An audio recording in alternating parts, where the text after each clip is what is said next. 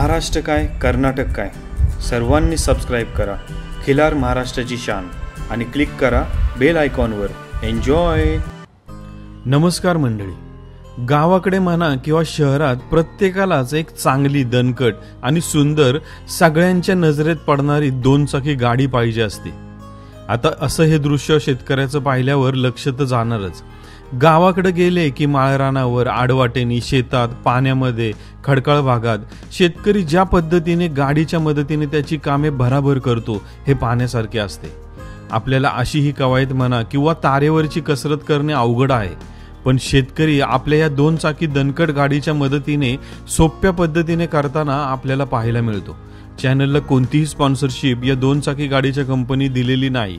पाहूया अधिक माहिती आजच्या व्हिडिओच्या माध्यमातून। मंडळी नमस्कार। या मुलाखतीच्या भाग 1 मध्ये आपण चंदूर गावामध्ये आहोत। राकेशजी यांची एक खास मुलाखत पाहिली। जर ती तुम्ही पाहिली नसेल तर आवर्जून या मुलाखतीच्या डिस्क्रिप्शन मध्ये त्याची लिंक दिलेली आहे। आज आपण या मुलाखतीमध्ये राकेशजी यांच्या सोबत पंचगव्य असेल किंवा गाई, देशी गोवंश याच्यापासून कॅन्सरला कसा फायदा होतोय किंवा काय याबद्दल बोलणार आहोत। तिकडे जायच्या अगोदर आज आपल्या सोबत त्यांचे मोठे बंधू देखील आहेत। दादा नमस्कार। आम्हाला राकेशजींनी सांगितलं की 99% सिंहाचा वाटा आज येथे तुमचा। आज खरं तर पाहायला गेलं तर देशी गोवंश संगोपन करताना आपल्या कुटुंबाचा सगळ्यांचा एकमेकाला साथ लागते। देशी सकाळपासून संध्याकाळपर्यंत वैरण, खुराक किंवा गोठ्यातले नियोजन कसं असतंय सर्व तुमच्याकडे? आम्ही 2 टाइमच वैरण घालतो। चारा 2च, सकाळी एक 7 वाजता, संध्याकाळी एक 6 वाजता, 2च टाइम चारा। खुराक आपण लय घालत नाही, आपल्याकडे सकस आहाराची वैरण असल्यामुळं खुराक फारसं आम्ही घालत नाही। आणि दूध काढून आपले रतीब आहेत, रोजची येऊन येणारे, घरी येऊन येणारे, दूध वगैरे सगळं जातं। आता आम्ही सकाळी रानामध्ये बघितलं, तुम्ही काही मित्रांना सांगताय की वैरण कापून आणा, हे करा ते करा। वैरणीचं नियोजन कसं असतं? जेव्हा तुम्ही दुसऱ्याला सांगता तेव्हा काही अर्धी घेतो आपण, हे कसं असतं तुमचं गावाकडचं नियोजन? आपल्याकडे रोज एक गडी कापायला आहे आणि जरी मला काहीतरी बरं नसलं वगैरे तर हा आमचा एक भाऊ आहे, हा पण सगळं दार काढणे, वैरण काढतात, चारा काढणे, सर्व कामे ती दोघं बघतात। जास्त करून मी कुठे जात नाही गावाला वगैरे। जर गेलो तर पाठीमागे सांगून जातो, बाबा हे सगळं आवरून घ्या, करून घ्या, पूर्णपणे हे सगळं करतात। आता गावाला जाण्याचा विषय आलाय म्हणून मला कॅमेऱ्याच्या माध्यमातून एक विचारायचंय की आम्ही काही असे पण आमच्या शहरी भागामध्ये गोष्टी पाहिल्यात की एक मालक म्हणला की मला या गायींनी हे सगळं सांभाळल्यामुळं मला कुठं कोणाच्या पूजेला जाता येईना, लग्नाला जाता येईना किंवा मामाच्या गावाला जाता येईना। तर हे काय कसं सांगतात? तर त्यांनी मित्र काय म्हणलं आमचं की मी हे बंद करतो आता हे सगळं सांभाळायचं। काय सांगता याच्यावर? याला एकत्र कुटुंब यासाठी पाहिजे की एकटा जरी बाहेर गेला तर दुसरा पूर्णपणे लक्ष देणे। आमच्यात कसं असतं, मी जरी कुठे गेलो तर हा पूर्णपणे लक्ष देतो। जरी हा आला तर बाबा चारा घातलायच का नाही, बारडा घातलायच की नाही, हे सर्व विचारपूस, एकमेकाची साथ लागते, जोड लागते। त्याशिवाय कार्यक्रमाला वगैरे जाता येत नाही। त्यांचं बरोबर आहे, पण त्यांनी घरच्यांना सांगून गेलं पाहिजे, बाबांनो तुम्ही मी गेल्यानंतर लक्ष द्या गायींच्याकडे। आपण उद्या जर गावाला जायचं आहे, आज चारा कापून ढीक मारून मगच जातो आम्ही, त्याशिवाय जायत नाही। धन्यवाद दादा। या मुलाखतीच्या माध्यमातून तुम्ही कुटुंबाचं एकत्रीकरण करून कशा पद्धतीने काम करता त्याबद्दल माहिती घेतली। आता आपण मंडळी कुठेही जाऊ नका, आता मुलाखतीच्या या टप्प्यामध्ये आपण राकेशजींसोबत चर्चा करणार आहोत। अरे हे डौल शिवाराच सोन, ए रामा जिरहाजी, अरे ये रामा जिरहाजी, जिर जिर जिर जिरहाजी, डौल शिवाराच सोन। राकेशजी, खरं तर भाग 1 मध्ये आम्ही या मुलाखतीच्या माध्यमातून तुमच्याकडून ऐकलं की कॅन्सरवर देखील देशी गोवंशाच्या माध्यमातून मात केली जाऊ शकते। आम्हाला थोडंसं कॅमेऱ्याच्या माध्यमातून बरेच जण बघतात कॅन्सर, मधुमेह किंवा आजारावरती हे कसं मात करतंय, काही उदाहरणं सांगा किंवा तुमचे स्वतःचे अनुभव खरं तर आम्हाला ऐकायला नक्कीच आवडतील। म्हणजे देशी गाईच्या गोमूत्राबद्दल म्हणायला गेलं तर दादा, म्हणजे बरेचसे रिसर्च झालेत आणि रिसर्च झाले त्यावरती आपल्या भारतीय गायींच्या गोमूत्रावरती पेटंट बऱ्याचशा बाहेरच्या देशातल्या लोकांनी घेतले की बाबा देशी गाईच्या गोमूत्रामध्ये 5100 प्रकारची औषधी सापडलेत. 5100 प्रकारची औषधी देशी गाईच्या गोमूत्रामध्ये सापडल्यात. 1200 प्रकारचे कंपाऊंड हे देशी गाईच्या शेणामध्ये सापडलेत. मग आणि आपल्या ॲलोपॅथीमध्ये 4500 औषधी आहेत आणि होमिओपॅथीमध्ये 2500 औषधी आहेत. ह्यामधल्या कित्येक मी म्हणतोय की कित्येक पट औषधी ह्या नॅचरली फॉर्ममध्ये देशी गाईच्या गोमूत्रामध्ये आढळले आहेत. देशी गाईच्या गोमूत्रामध्ये सोनं आढळतं आहे हे तर काय सगळ्या जग जाहीर आहे. त्यामुळं देशी गाईच्या गोमूत्रामध्ये 5100 प्रकारचे कंपाऊंड आहेत आणि त्या माध्यमातून कॅन्सरला आपण हरवू शकतो. आणि दूध जर म्हणायला गेलं तर दूध पण खूप मोठा दुधाचा यामध्ये रोल आहे की आपण बाहेरच्या जर्सी होल्स्टन किंवा बाहेरच्या दुधामध्ये देशी गाईच्या सोडून HF गाईच्या दुधामध्ये BCM7 नावाचा घटक आढळतोय. बीटा केसोमार्फिन 7 नावाचा घटक. हा एक घटक की ज्या घटकामुळं 100 म्हणजे त्या दुधाचं सेवन करणाऱ्या माणसांना 100 प्रकारच्या आजारांना जन्म देण्याचं त्या BCM7 मध्ये किंवा HF गाईच्या दुधामध्ये ते ताकद आहे.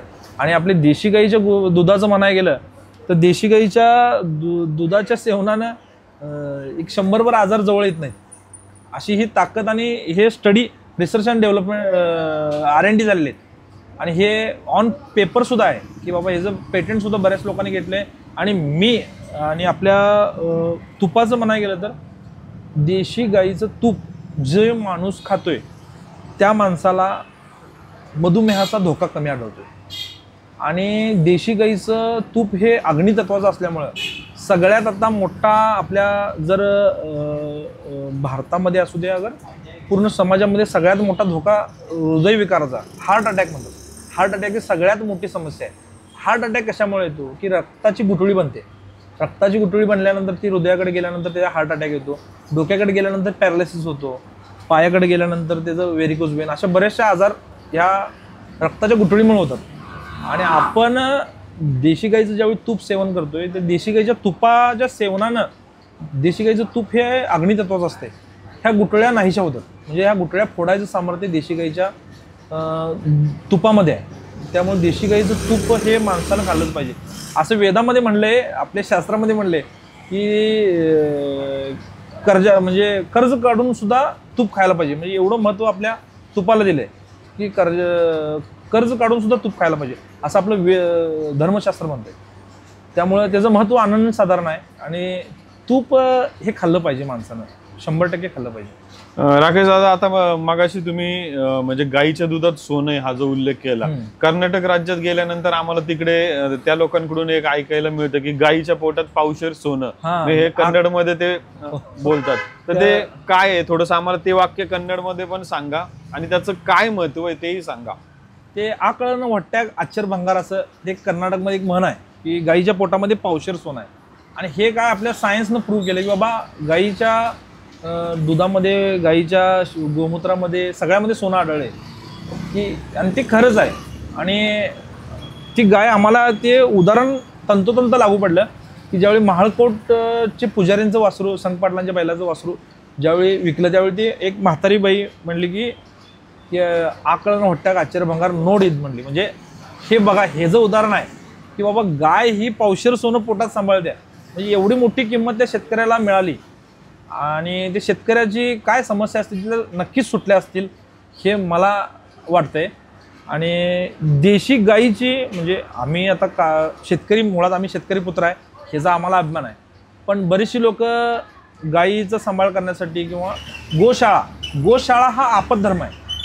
बाबा आपल्या गाईची खरी जागा जर म्हणायला गेलं तर शेतकऱ्याच्या दारात आहे. हे आम्हाला गोपालभाई सुत्रे यांच्या माध्यमातून बऱ्याच वेळेला ऐकायला मिळालं आणि ती खरं 100% तंतोतंत खरं आहे की बाबा गाईची जागा ही खरी शेतकऱ्यांना सांभाळली पाहिजे. की बाबा गोशाळेमध्ये 100 गाय आहेत 200 गाय आहेत त्याला अर्थ नाही, पण शेतकऱ्याच्या दारात एक गाय आहे त्याला एक वेगळी शोभा आहे आणि त्याला एक वेगळं महत्त्व आहे. धन्यवाद राकेशजी. खरं तर आज हे महत्त्व आज तुमच्या माध्यमातून आम्हाला कळतंय. राकेशजी, आता एक गोष्ट मला अजून एक विचारायची की आपण म्हणजे बऱ्याचदा तुमच्याशी पण फोनवर आपण तासन तास चर्चा केली की गाईचा एक ऑरा येतो एक वेगळाच आहे. आता मला हा प्रश्न विचारताना मलाच अंगावर काटा येतोय खरं तर की असं म्हणतात की तुम्ही सांभाळलेली गाय, एखाद्याने सांभाळलेली गाय ही त्याच्या आजूबाजूच्या परिसराला पण समृद्धी आणत असते. तर काय तुमचा अनुभव आहे या संदर्भातला? दादा, आपण युनिव्हर्सल ऑरा स्कॅनर वरती गायींची ऑरा मापल्या आणि बऱ्याच ठिकाणी ऑरा स्कॅनर म्हणजे तिथली पॉझिटिव्ह एनर्जी ते एक मापायचं यंत्र आहे. आपण तुम्हाला व्हिडिओसच देऊ शकतो. युनिव्हर्सल ऑरा स्कॅनरवरती गायींची देशी गायीची ऑरा मापली 100% पॉझिटिव्ह दाखवते. आणि आम्ही असे असंख्य म्हणतोय मी शब्द आणि असंख्य ठिकाणी आम्ही प्रयोग केलेत की बाबा देशी गाई सांभाळा, तुम्हाला फरक पडेल. असं एका माणसाला सांगितलंय, त्यानं बांधले आणि त्यांच्या घरात खरोखर फरक पडला. आणि हे असं का होतंय ह्या आम्हाला प्रश्न पडायला लागला. त्यावेळी आम्हाला ते ऑरा स्कॅनरबद्दल माहिती मिळाली. ऑरा स्कॅनरवरती आम्ही ऑरा मापली की बाबा ती गाय असल्यानंतर तिथली ऑरा काय आहे, गाय नसल्यानंतर ऑरा काय. माणसाची रेग्युलर ऑरा मापली आणि तीच गायीच्या अंगावरती हात फिरवून गायीची प्रदक्षिणा काढून ऑरा मापली. बराचसा ऑरामध्ये फरक पडतो, 100% फरक पडतोय. आम्ही तर अशा एके ठिकाणीमध्ये आम्ही इंडस्ट्रियल लाईनमध्ये काम करत असताना बऱ्याच कारखानदारांच्या म्हणजे काही अडचणी असतात, काय प्रॉब्लेम्स येत असतात व्यवसायामध्ये. एक कारखानदारांनी गाय बांधल्याने त्यांचा व्यवसाय व्यवस्थित चालायला लागला. असं बऱ्याच ठिकाणी म्हणजे जाणून बुजून उल्लेख करतोय की आम्ही बऱ्याच ठिकाणी बघितले की बाबा त्यांनी गाय बांधली आणि त्यांचं व्यवस्थित झालं. म्हणजे ही गायीची ताकद आहे. आणि हे आम्ही म्हणजे आमच्याकडे व्हिडिओ आहेत, ते व्हिडिओसुद्धा तुम्हाला देतो की गायी जिथं गाय असते तिथं एक पॉझिटिव्ह एनर्जीचा वास असतो. हिथं आता आमचे व्यवसाय कारखानदारी व्यवसाय मारवाडी समाज पण भरपूर येतो. तिथं आले की लोक एक तासावर बसतात. तिथं बहुत अच्छा लगता है म्हणजे हे अच्छा लगता है का लगता है किंवा चांगलं वाटते का वाटते ह्याचं आम्ही म्हणजे पूर्णपणे बघडलं आहे की बाबा इथं ऑरा चांगली आहे, इथं पॉझिटिव्ह एनर्जी आहे. बरेच ऊर्जा ह्या गायींच्यामुळे मिळते. 100% खरं आहे. म्हणजे याच्यातून आपण असं पण म्हणू शकतो, आता कदाचित प्रत्येक जण म्हणेल की यार मला ह्याच्यातनं काय फायदा. एखाद्याचं अडकलेलं काम असेल किंवा अडकलेली एखादं काहीतरी मोठी घटना असेल किंवा काही असू शकते एखाद्या, तर ती दूर नक्की होणार आहे. 100% होणार. आपला भाव तसा असेल तर 100% होणार. आम्ही असे असंख्य प्रयोग बघितलेत की आम्ही व्यक्तिगत आम्ही सुद्धा अनुभवले गायीची ताकद काय. आणि आम्ही फिरत असताना आपले व्यवसाय, माझं थोडं व्यवसाय फिरतीचा व्यवसाय, त्यामुळं मी बऱ्याच ठिकाणी जात असतोय. आणि आम्ही आमच्या मित्रमंडळींना आमच्या सगळ्या सर्कलमध्ये सगळ्यांना गाय घरात बांधा म्हणले. ज्यांनी बांधले त्यांचं खरोखर काय ना काय कामं झाल्यात, चांगलं व्हायला लागले. एवढं बाकी 100% खरं आहे. आता थोडंसं दुधाबद्दल आम्हाला थोडंसं काही प्रश्न विचारायचे की दुधाचा विषय येतो त्यावेळेस दूध प्रश्न निर्माण होतो. देशी गाईचं प्यायचं, म्हशीचं प्यायचं का जर्सीचं प्यायचं, हा बऱ्याच जणांना शहरी भागात तर हा सर्रास प्रॉब्लेम निर्माण होतो. आज फॉरेन ब्रीडच्या ज्या दुधाच्या ह्याच्यामध्ये BCM7 आढळलं जातं किंवा आज म्हणजे आता हा चर्चेचा विषय म्हणून आपण नक्कीच आवर्जून चर्चा करूया की महिलांमध्ये पण बऱ्याचशा समस्या निर्माण होतात किंवा कोणाच्या घरामध्ये कोण जास्त डोक्याने हुशार आहे किंवा तर दुधाचं किती महत्व आहे, दूध आणि तुपाचं काय सांगतं थोडक्यात अजून आम्हाला? दादा, जर ते म्हणायला गेलं आपण तर आम्हाला म्हणजे मला कळताच आमच्या म्हणजे आम्हाला जसं कळालं त्यावेळी थोडा काळ आम्ही बघडला किंवा म्हशींना रेड्याकडे नेत होतं किंवा रेडा येत होता म्हशीकडं. आपल्या म्हशींनी म्हणजे आता जे आपण दूध पितोय चांगला आहे. A2 प्रोटीनसुद्धा म्हशीच्या दुधामध्ये सुद्धा आढळलं आहे. ते बरेच लोक ब्रँडिंग करून विकायलेत. पण ह्या म्हशींनी रेडा बघडलेला नाही. कित्येक म्हशींनी 25 वर्ष झाले आपल्या इथल्या म्हशींनी रेडा बघडलेला नाही. सगळ्यात मोठं इनफर्टिलिटीचं कारण जर आज आहे आणि हे रिसर्च झाला याच्यावरती, तुम्ही जर बघायला गेलं तर IVF सेंटरचं किती आपल्या मनुष्यामध्ये IVF सेंटर किती चालू झाले. जे जसं ते म्हणतं की जे आपण जसं गायीसोबत करू तसं आपल्यासोबत होतंय, ह्याचं खरंच आहे. ते अगदी तंतोतंत लागू पडतं. गायीमध्ये आपण AI चालू केलं तेव्हापासून माणसामध्ये सुद्धा टेस्ट टू बेबी चालू झालं, AI चालू झालं. त्यामुळं म्हशींनी जवळपास 25 वर्ष झालं रेडा बघडलेला नाही. आणि त्यांची ती गुणसूत्र दूध हे त्यांचं DNA आहे. ते दूध आपण सेवन करत असल्यामुळं ते गुण काय ना काय आपल्या प्रमाणात आपल्यात येणार.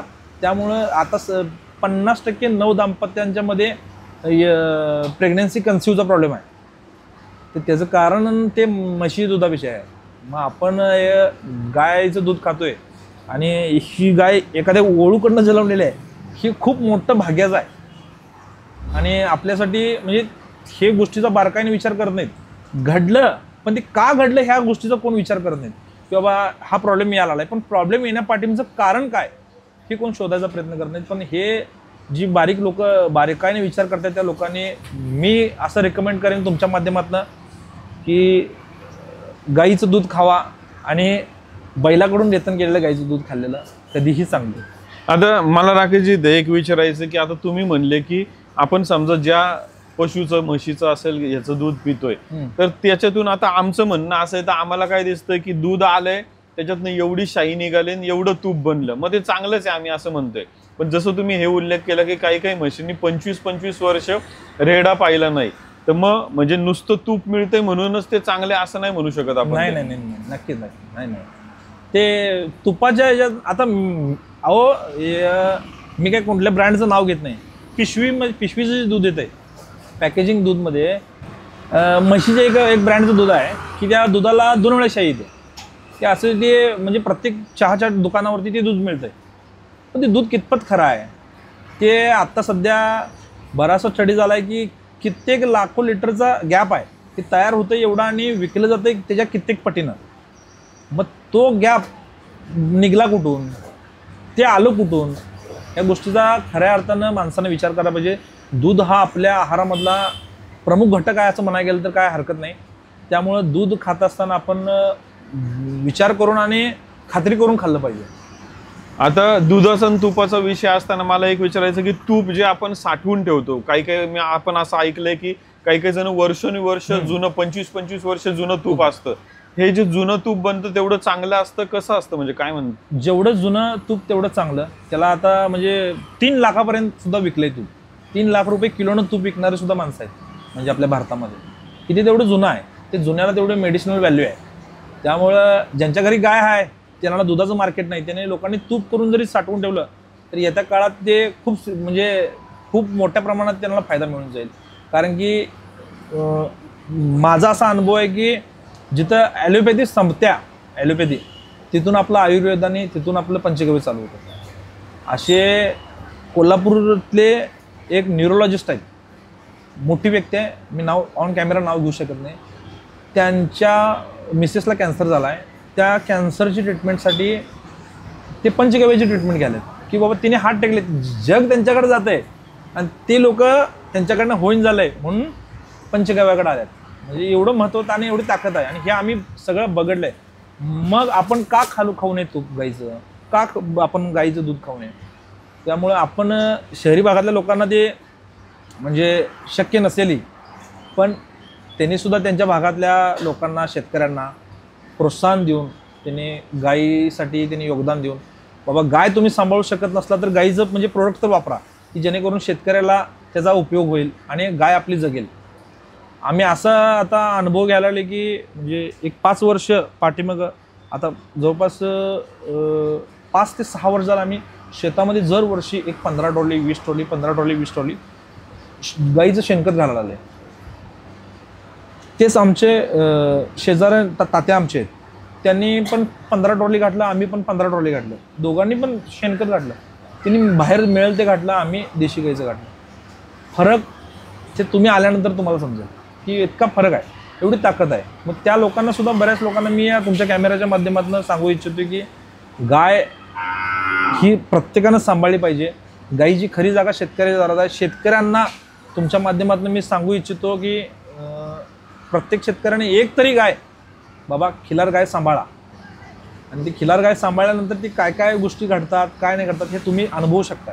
बाबा ते गाईचं एवढं धार्मिक महत्त्व एवढं आहे, आध्यात्मिक महत्त्व एवढं आहे. ते गाईचं दूध तूप शेणामध्ये एवढे 1200 प्रकारचे कंपोनंट खाल्लेलं, 1200 प्रकारचे तत्व खाऊन जे पीक आलेलं आहे ते आपण रासायनिकमध्ये किती घालू शकतोय? एक 20 प्रकारची तत्व आपण घालू शकतोय बाजारात, 30 प्रकारची मॅक्सिमम. मग 30 प्रकारची तत्व खाऊन आलेलं पीक आणि 1200 प्रकारची कंपाऊंड खाऊन आलेलं पीक ह्याची तुलना होऊ शकत नाही. त्यामुळं देशी गाय ही पाहिजे आणि देशी गायचं शेण हे शेताला पाहिजे. आपल्याला गाईचं दूध तूप पाहिजे. ह्यानं आपल्या मानवी आरोग्यावरती खूप मोठा फरक पडू शकतो. दादा धन्यवाद. खरं तर आज म्हणजे एखाद्याने एक जरी गाय सांभाळली तर तुम्ही तूप साठवण करून ते पुढील काही वर्षामध्ये त्याला किती सोन्याचा भाव येऊ शकतो, 100% कसं मिळेल हे माहिती दिली. आणि गायीच्या पोटात पावशर सोनं असतं याबद्दलचं उत्तम उदाहरण खरं त्यांनी सांगितलं. आणि त्यानंतर तूप सेव्ह करून ठेवणं. आज जरी एक का गाय असाना तिचं तूप हळूहळू, गाईचं दूध समजा कमी असेल, थोडं थोडं तूप मिळेल ते साठवून ठेवा. पुढच्या काही वर्षात ते तुम्हाला लाखो करोडोची किंमत मिळवून द्यायला ते भाग पडेल. दादा आता आपण सगळ्या गोष्टीवरती चर्चा केली. दूध, शेण, गोमूत्र, दावणीची निवड असेल. आता एक प्रश्न, आता खरं तर हा प्रश्न विचारायचा नाही विचारायचा खरं तर मला शंका आहे, पण आज विचारूया. काही प्रेक्षक वर्ग असा पण आहे की जो म्हणतो की हे विचारा, आम्हाला माहिती आवडेल. काही जण म्हणतात हे कशाला हे नाहीच आलं पाहिजे. तर तो प्रश्न असा आहे की आपल्या गाईला भवऱ्या असतात, बट्ट्या असतात किंवा एखाद्या प्रदर्शनामध्ये पण आता आपण बघतो की त्या गोष्टी पाहिल्या जातात.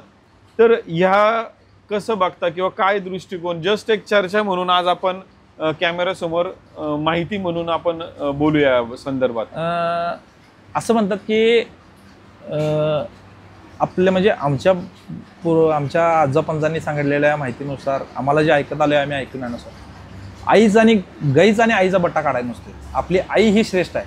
ती कशी जरी असली, ती दिसायला व्यंग असली तरी सुद्धा ती आपली आई असते. तशी गाय ही सुद्धा आपली आई आहे. त्यामुळं गाईचा बट्टा काढायला नसतोय. आणि जर ह्याचं सायंटिफिकली उदाहरण द्यायचं म्हटलं, माझ्याकडे आता व्हिडिओ आहेत की बाबा म्हणजे खरंच हा प्रश्न पडतोय ना आपल्याला की बाबा ती गाय बट्टेबाज आहे किंवा त्या गाईला इथं भवरा आहे तिथं भवरा आहे. पण तसे भवरा असलेल्या गायींची सुद्धा आम्ही ऑरा मापले जातात. पण ती ऑरा सुद्धा 100% पॉझिटिव्ह दाखवते. आणि भवरा नसलेल्या क्लिअर गायींची सुद्धा ऑरा 100%. तेवढीच ताकद आहे त्या गायीच्यात. आणि जर उदाहरण बघायला गेलं तर म्हणजे ते भवरे आहेत बाबा, भवरे आहेत तर भवऱ्यामुळे तुमचं असं होते काय, हे मनाचा फक्त भ्रम आहे. आणि फक्त ह्याची का काळजी घेतात की बाबा पुढल्या जनरेशनला ती येऊ नये किंवा व्यापारी वर्ग त्या गोष्टीचा म्हणजे शेवटी ते एखाद्या गोष्टीला काहीतरी आपण डाग लावल्यानंतर ती वस्तू आपल्याला कमी नाही मिळू शकते, म्हणून हे व्यापारी वर्गानं केलेल्या गोष्टी आहेत. हे असं मी मानतोय, व्यक्तिगत माझं मत आहे. आणि मी हे युनिव्हर्सल ऑरा स्कॅनरवरती एक म्हणजे तशी भवऱ्या असलेली, बरेचसे भवरे असलेली गाय मी आपल्या ऑरा दिली आणि त्या गायीची ऑरा सुद्धा 100% पॉझिटिव्ह दाखवते. आणि असे भवरे असलेले, मी शेतकरी म्हणतात की बाबा भवरा असलेला बैल घेऊन ये का, मी तुम्हाला किती उदाहरण दाखवू की भवरे असलेली बैल एक शर्यत क्षेत्रामध्ये एवढं मोठं नाव करायला, त्या मालकाचं एवढं मोठं नाव करायला, त्या मालकांना पैसा मिळवून द्यायला, अशी किती बैल दाखवू मी तुम्हाला. तुम्ही सुद्धा रोज बघत असताल की त्या जनावरांना आहेत ते गोष्टी, पण ती जनावरं ती देवानं त्यांना एक्स्ट्रा ताकदच दिल्या म्हणायला गेलं तर हरकत नाही. राकेशजी खरं तर धन्यवाद. आज या विषयाला तुम्ही एक वेगळ्या पद्धतीने कसं बघितलं पाहिजे ह्याबद्दल आम्हाला माहिती दिली. आता राकेशजी, आता अजून एक प्रश्न मला इथे असा विचारायचा आहे. दादा आता आमच्या प्रेक्षकांनी बरीचशी माहिती आज खरं पाहायला गेलं तर आज म्हणजे बऱ्याचशा गोष्टींचा उलगडा मिळाला. काही छोट्या छोट्या शंका असतात. आता एक प्रश्न नेहमी निर्माण होतो की दावणीला गाय तर आणली, पण प्रश्न निर्माण की वैरणीचं रोजचं नियोजन कसं करायचं. कधी कधी एखाद्याकडे छोटी जागा असते, थोडंसं खडकाळ किंवा मुरमाड त्याचं ते वावर असतं किंवा त्याची छोटीशी जागा असती किंवा बाजारातनं वैरण विकत घेतली जाते. कधी कधी एखादं खातं एखादं नाही खात आपली पशु किंवा असाही निर्माण होतो किंवा आपण जे खाद्य किंवा बाजारातनं विकत घेतो. तर तुम्ही तुमचा हा सगळा समतोल, वैरण असेल, खुराक असेल किंवा तुमच्या शेतात पिकवणं असेल, त्याला खत कोणतं टाकताय हे मागाशी तुम्ही आम्हाला सांगितलं की तुम्ही देशी गाईचं शेण गोमूत्रच वापरताय, तरी त्यातल्या त्यात बाकीचे लोकांनी काय वापरलं पाहिजे याबद्दल काय सांगता? आता दादा तसं म्हणायला गेलं तर लोकांना रासायनिक वरून आपल्याला सेंद्रियकडे आणायचं म्हणजे ते एक मोठं चॅलेंज आहे आता सध्या. तर मी तुमच्या माध्यमातून शेतकऱ्यांना एवढं सांगू इच्छितो की बाबा तुम्ही तुमच्या शेतीला किमान शेणखत तरी घाला. की शेतकरी माणूस आजच्या घडीला प्रत्येक गोष्टीला ते लागवडीतून फवारणीतून प्रत्येक गोष्टीतून कीटकनाशक वापरायला आहे, बुरशीनाशक वापरायला आहे. त्यामुळे जमिनीमधली हजारो लाखो म्हणजे कामाचे बॅक्टेरिया मेलेत. आणि आपल्याला असं सांगितले गेले म्हणजे WHO नासानं सांगितले की आपण या पृथ्वीवरती 60 पिकं घेऊ शकतो. म्हणजे एवढा आपला सेंद्रिय कर्ब कमी आला आहे. मग सेंद्रिय कर्ब जर वाढवायचं झालं तर 100% देशी गाईच्या शेणाला तोड नाही. आम्ही HF गाईच्या शेणाचं सुद्धा ॲनालिसिस केलं आहे देशी गाईच्या शेणाला तोड नाही. सेंद्रिय कर्ब कित्येक पटीनं वाढतोय जमिनीचा आणि हा टिकून राहतोय. आता पुराची परिस्थिती, आता पावसाचे वातावरण आहे, आम्ही असं अनुभवले की ज्या शेतामध्ये शेणखत आहे त्या शेतातल्या पिकाला ताकद आहे. ते पीक बुडलं जरी असेल तरी ते पीक म्हणजे लवकर मरत नाही. 14 दिवस पाण्यात राहून ऊस जगलेला आम्ही उदाहरण आमच्याकडे आहे. मग ते जर आपण चाऱ्याचं नियोजन करत असाल तर आम्ही इथं आमची ही पूर्ण म्हणजे खडकाळ जमीन आहे. इथं माळ रान होतं. इथं पाठीमा आपण 6 गुंठ चारा केला आहे, म्हणजे ॲज अ प्रयोग म्हणून. पूर्ण तिथं माती नव्हती तरीसुद्धा आपण ते JCBने वगैरे मोठी मोठी दगडं काढून बिडून थोडं त्याच्या मोठी दगडं वेचून, पण खडक आणि थोडी माती. तर तुम्ही आत्ता पाठीमा आला तर तुम्हाला दाखवू शकतोय. एक 4 वर्ष झाली आपण तिथं सुपर नेपियर लावला आहे. 6 गुंठ्याला मी 6 ट्रॉली शेणखत गाठलेलं. त्यातली आता 50% पुढं त्या दगडाची माती, मुरमाची माती झाली. म्हणजे एवढी ताकद शेणात आहे. आणि हे आम्ही बघायला लागलोय ना आपण डोळ्यानं. बाबा काय कोणाचं ऐकून सांगालो नाही, आपण बघायला लागलोय.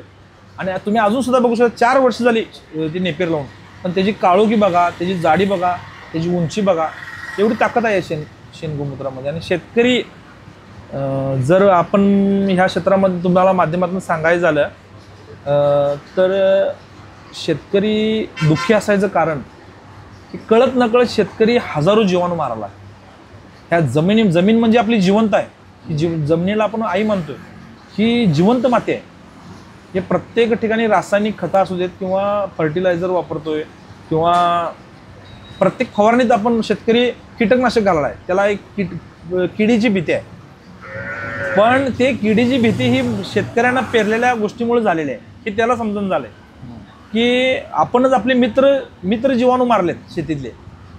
तर त्या गोष्टीचं जर म्हणायला गेलं तर आपण नक्कीच शेण गोमूत्राचा वापर केल्यानंतर आपल्या शेतीमधले मित्र जीवाणू वाढतात, की जे फंगल असू दे, कीटक असू दे, ते कंट्रोल करणारे जीवाणू वाढतात आणि आपली शेती ही समृद्ध होऊ शकते. आमच्या शेतात जर आता जिथं आपण सगळ्या शेतात शेणखत वापरलं आहे. आमच्या वडिलांना, म्हणजे हे जगाचं सांगत नाही, आमच्या वडिलांना आम्ही कन्वर्ट करायला आम्ही आता 5 वर्ष झालेत आता. तर आपण सेंद्रिय शेतीकडे यायसाठी किमान बाबा तुम्ही सेंद्रिय 100% शेती करू शकत नसला तर त्या शेतीला तरी शेणखत द्या. हे सगळ्यात मोठं दान आहे म्हणतो मी, दान. कारण की हजारो जीव त्यामध्ये वास्तव्य आहे त्या जीवांचं, आणि त्या जीवांना खरं तर ही आहुती आहे किंवा हे त्यांच्यासाठी खाद्य आहे. आणि ते त्यांचं त्या शेणाच्या माध्यमातून त्यांची काउंट वाढतोय आणि त्याचाच त्या गोष्टीचा रिझल्ट आपल्याला येतोय की आपलं पीक आपलं चांगलं येतंय. पण ते शेतकऱ्यांना त्या गोष्टीची माहिती नाही आहे, ते आपण काय करायला लागलोय काय नाही. पण मी एवढंच सांगेन की तुम्ही बाकीचं 100% जर होऊ शकत नसाल तर किमान तुम्ही शेणखत तरी वापरा शेतामध्ये आणि तुमची शेती समृद्ध करा, तुम्ही समृद्ध व्हा. राकेशजी खूप खूप धन्यवाद. आज या मुलाखतीच्या माध्यमातून बरीचशी मोठी होती मुलाखत, पण देशी गाईचं शेण, गोमूत्र, दूध असेल, तूप असेल आणि त्याचबरोबर शेती असेल, या सर्वाची माहिती आज आपण या मुलाखतीच्या माध्यमातून पाहिली. मंडळी या मुलाखतीचा हा दुसरा भाग पाहतोय. उद्याच्या भाग 3 मध्ये आपण एक शॉर्ट पण स्वीटमध्ये आपल्या खिलार क्षेत्रातले जुने जाणकार किंवा अभ्यासक की ज्यांच्या दावणीची बैल, चंद्रशेखर गिरीमल्ला बागेळी, राहणार संख, तालुका जत, जिल्हा सांगली, या जुने जाणकार संख मामांची एक खास मुलाखत, की ज्या मुलाखतीमध्ये आपण गाय कधी भरवली पाहिजे किंवा गायीची वैरण असेल किंवा कुठली कालवड निवडली पाहिजे आपल्या दावणीला आणण्यासाठी. आणि सर्वात महत्त्वाचं म्हणजे आज आपण जेवढी काय वंशावळ महाराष्ट्र कर्नाटकमध्ये खिलारची पाहतोय ती 75% ही कारजळ कामांना या बैलाची आहे. त्याबद्दलची, त्या कारजळ कामांना बैल कसा दिसायला होता, तो कशा स्वभावाचा होता. म्हणजे त्या मामांनी एक गोष्ट सांगितली की तो जर एखाद्या दिवशी यात्रेत नेऊन बांधला तर कमरे एवढा खड्डा तो शिंगानी, आणि शिंग झाल्यानंतर पायाने खड्डा खाणायचा आणि मग त्याच्यात जाऊन तो थांबायचा. म्हणजे काय पद्धतीचा बैल असेल तो, या संदर्भातली माहिती हे आपण संख मामांकडून उद्याच्या भाग 3 मध्ये पाहणार आहोत. राकेश दादा, आम्हाला एकदा तुमचं नाव, गाव आणि फोन नंबर सांगा.